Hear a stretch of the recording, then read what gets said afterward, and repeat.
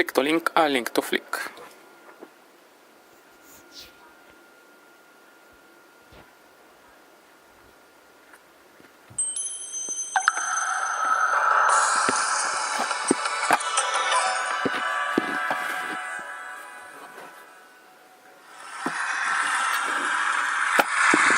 Hi, so today I'd like to share some works in progress. Since we're still realizing these works, we're largely working within the realm of intuition and mystery still. So I'm going to try and describe some of the experiences that we're looking for through each of the works. So the first work is called the Imperial Monochromes. A viewer sort of unsuspectingly walks into the room and catches a glimpse of these panels in a messy composition on the wall. Within seconds, as if the panels have noticed the presence of the viewer, they appear to panic and sort of get into a strict symmetry. So this is the sketch of the two states. One is total chaos, the other is absolute order. And we were interested in seeing how little change it takes to move from one state to the other state. This also reminded us of two very different pictorial traditions. One is the altar tablets of the 15th century, and the other is about 100 years ago, Malevich's abstract compositions. So I'm just going to take you through a video to give you a sense of scale. The largest panel is about 2 meters high, that's about this much, and the smallest one is an A4. So viewer enters the space and they snap to attention. And after a while, if the viewer continues to remain in the space, the panels will sort of become immune to the presence of the viewer and become lax and autonomous again until they sort of sense a presence in the room or a movement when they will again snap to attention. So here it appears as if it's the viewer that's sort of instigating the sense of order among the panels, but it could also be the other way around, that the panels are so sort of stuck within their preconditioned behaviors that they sort of thrust the viewer with the role of a tyrant. So this brings me to a quieter, smaller work called Handheld. The viewer sees a piece of paper that's mounted on the far end of the wall. But when you go closer, you see that it's a blank A4 or a letter-sized piece of paper that's held on either side by two small hands that appears to be carved with a great deal of attention and care from a small block of wood. The viewer also sees that this entire sculpture is sort of moving very slightly, as if these two hands are trying to hold the paper very still for a long period of time and somehow is not managing to. So this instability in the movement very closely resembles the unsteady nature of images seen through a handheld camera. So here I'm going to show you two random clips. One is through a still camera and the other is through a handheld camera. And you immediately see how the unsteady nature of the video suggests the presence of an observer and a subjective point of view. So we've just removed the camera and transferred that movement onto the panel. So here's a video, you have to imagine the other hand, it's not there yet. But to us, we're sort of trying to evoke a self-effacing gesture, as if there's a little person sort of with outstretched arms behind this enormous piece of paper that's sort of lying considerable amount of strain to be at the service of the observer and present this piece of paper very delicately to the viewer in front of it. The next work is a decoy. This is a cardboard model, so the object is about as tall as I am. It has a rounded body, 2 arms, and a very tall head-like antenna. And its sole purpose is to attract attention towards itself. So when a viewer passes by, it sort of tilts from side to side and moves its arms more and more frantically as the person gets closer. So here is the first test scenario. You see the two movements integrated, and the object seems to be employing its entire being in this expression of desperation. But the irony is that once it's got the person's attention, it's no longer interested and it looks for the next person whose attention. So this is the final fabricated body of the decoy. It appears to be mass manufactured, like it came out of a factory, like vacuum cleaners and washing machines. Because we're always working from a very personal space, we like how this consumer aesthetic sort of depersonalizes the object and gives us a bit of distance in its appearance at least. And so to us, this is a kind of sinister being which is trying to distract you from the things that actually need your attention. But it could also be a figure that needs a lot of help. The next work is an object that's also kind of sound instrument. in the shape of an amphitheater that's scaled to the size of an audience as perceived from somebody from the stage. So from where I'm standing, each of you appears to be this big, and the audience sort of takes the entire field of my vision. Seated in this audience are 996 small figures. They're mechanically enabled to clap of their own free will.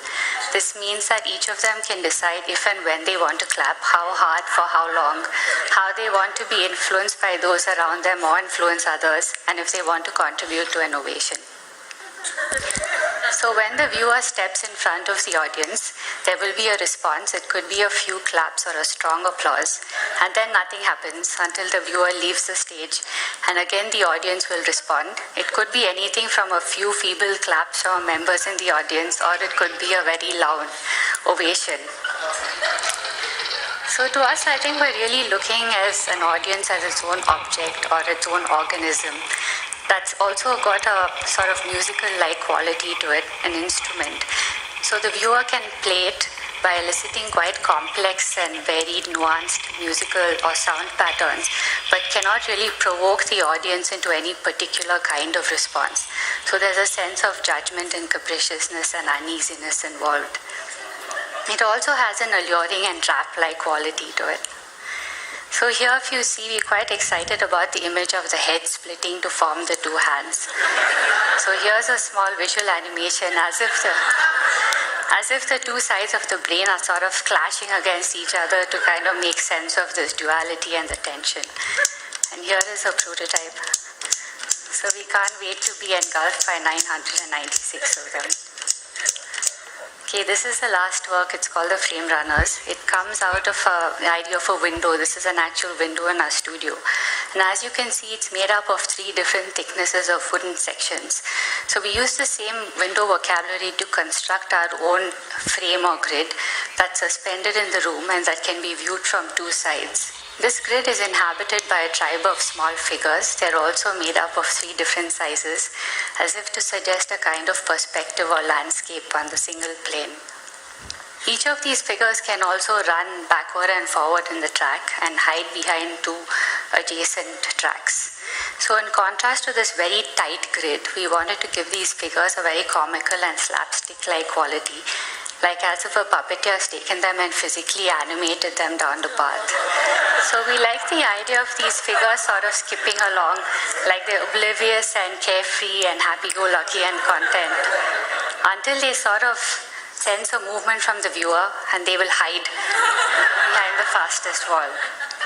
So to us, this work also presents its own contradiction. These figures are sort of entrapped within this very strong grid, which is like a prison, but also a fortress, because it allows them to be oblivious and naive and carefree and quite sort of oblivious of the external world. So all these real-life qualities that I talk about are sort of translated to a very specific technical configuration, and we were very lucky to collaborate with ETH Zurich to develop the first prototype. So you see, they extracted the motion curves from our animations and created a vehicle that integrated the head bobbing movement and the back and forth movement. So it's really quite small. You can see it can like fit into the palm of my hand. So imagine our excitement when we saw it really working in the studio. Well, here it is.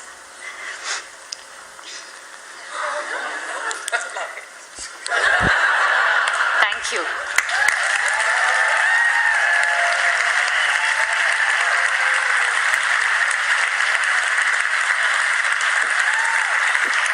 My photo flick to link to flick. My photo taste is Pinterest because they are the best.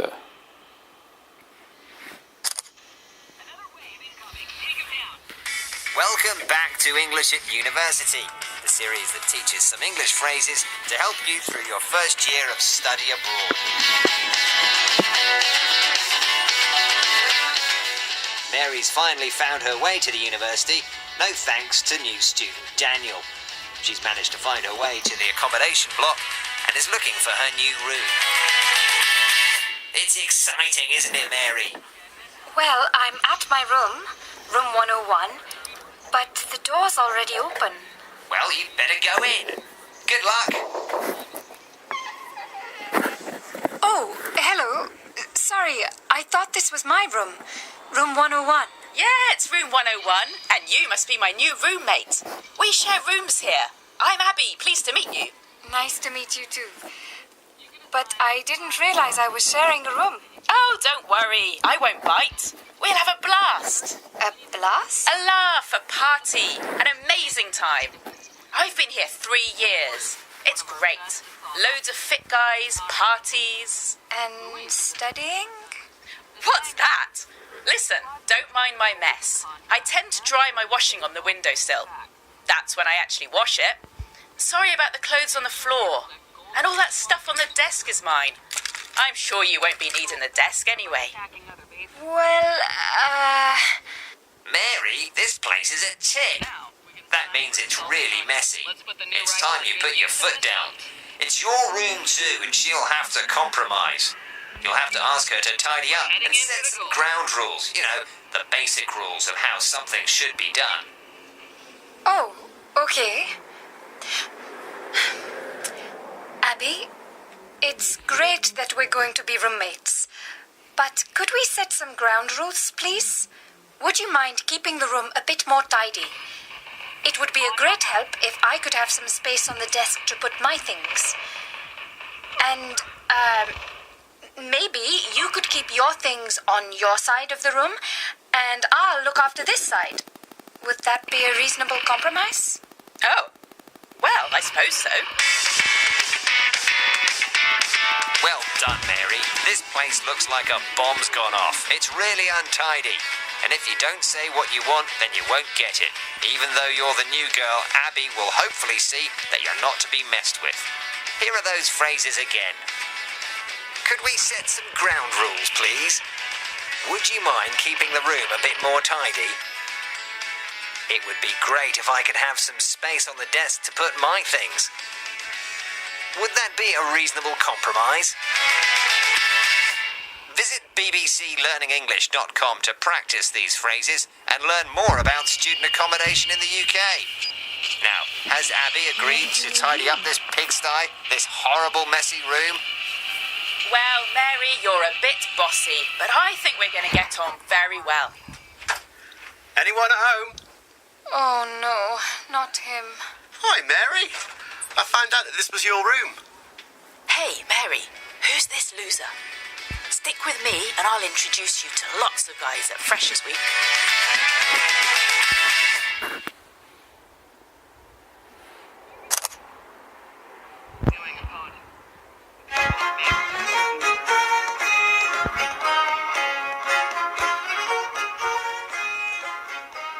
It was a sunny August morning.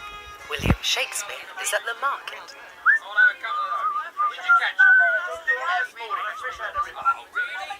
Get your cherries, lovely ripe cherries. Come over here and get your cherries. Ah, sweet, ripe cherries. £2, please, Mary. Here you are, Mr. Will. And how's the family, Mary? All well? Growing up fast, you know how it is. My Janet's a worry, though.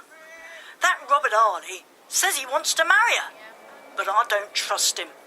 I think he just wants to have his way with her. And what will we do, Mr. Will, if she ends up just 14 years old with a baby and no husband? Now, Mary, I'm sure young Robert will do right by Janet. Look at me. Didn't I marry my Anne when she was in trouble? And here we are now, still together, with 3 children. You're not too happy, though, are you, Mr. Will? Marriage isn't easy, Mary. You know that. Oh, Mr. Will, last week he was in love with that Rosie from the village. And this week it's my Janet's turn. He's promised her clothes, money, ribbons for her hair, and she's so in love with him she believes all of it.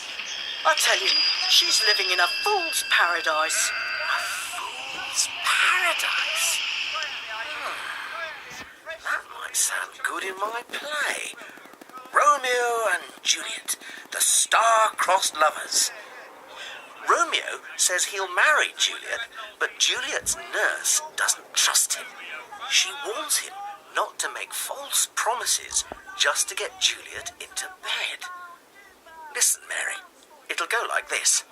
Let me tell ye, if ye should lead Let me tell ye, if ye should lead her into a fool's paradise, as they say, it were a very gross kind of behaviour. That's really good, Mr. Will. Thank you, Mary. You can use it if you like. We'll leave them there for now. In Shakespeare's day, it was legal for girls to marry at the age of 14, although people usually got married when they were older. It was not uncommon for women to already be pregnant when they got married, as was the case with William Shakespeare's own marriage. These days, the phrase "a fool's paradise" describes any situation that somebody thinks is good without realising that it won't last, or that it's actually bad. Take this 2015 BBC News headline, written when the value of the single European currency fell to record lows, making it cheap to buy for investors, but not particularly safe. The euro. Good bet or a fool's paradise? Jack's work is terrible. He's living in a fool's paradise if he thinks he's getting a pay rise. Just wait till I catch up with that Mr. Robert. If you see him, Mr. Will, you be sure to tell me. To tell or not to tell? That is the question.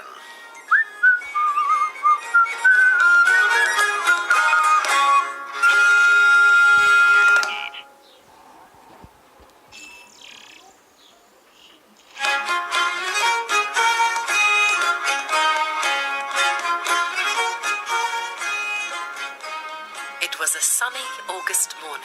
William Shakespeare is at the market. I'll have a couple of those. Did you catch Get your cherries, lovely ripe cherries. Come over here and get your cherries. Ah, sweet, ripe cherries. £2, please, Mary. Here you are, Mr. Will. And how's the family, Mary? All well? Growing up fast, you know how it is. My Janet's a worry, though. That Robert Arley says he wants to marry her, but I don't trust him. I think he just wants to have his way with her. And what will we do, Mr. Will, if she ends up just 14 years old with a baby and no husband? Now, Mary, I'm sure young Robert will do right by Janet. Look at me. Didn't I marry my Anne when she was in trouble? And here we are now, still together, with 3 children. You're not too happy, though, are you, Mr. Will? Marriage isn't easy, Mary. You know that. Oh, Mr. Will, last week he was in love with that Rosie from the village. And this week it's my Janet's turn.